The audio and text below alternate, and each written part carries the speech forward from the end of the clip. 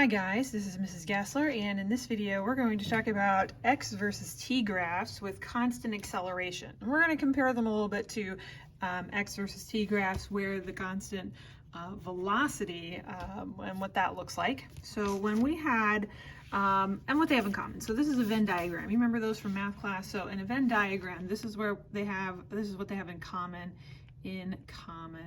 Okay, and then this is what they have that is not in common. So in x versus t graph, that's where we have x on the y-axis and time on the x-axis. So on an x versus t graph, when we had constant velocity, all of the lines that we drew were straight lines. Sometimes they were flat, sometimes they were steep, and sometimes they were less steep. And flat meant that they were stopped. And that still happens sometimes. We might see, it's not gonna be flat for very long, but slope still tells us how fast it's going. So slope still tells you the speed. But we're only going to see flat lines on a constant velocity graph because it means that it's stopped, okay? But we're always going to see straight lines. If the speed is changing, because that's what happens when we're seeing acceleration, that means our lines aren't going to be straight because they're going to be changing speed. So our lines are going to be curved lines instead, okay?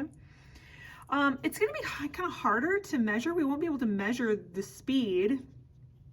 So this can be hard to see sometimes, but remember we can use our good old slope-o-meter, our writing utensil, and we can follow the curve of the line as it changes to see what happens to the speed, and that's what we're going to be doing to think about what happens.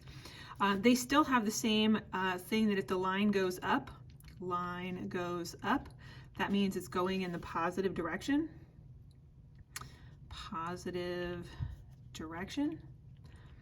And if the line goes down, this is going in, goes down, then that means it's going in the negative direction. That's still the same case, whether it's going in a constant velocity or going with a changing velocity. That's still going to be the case here. So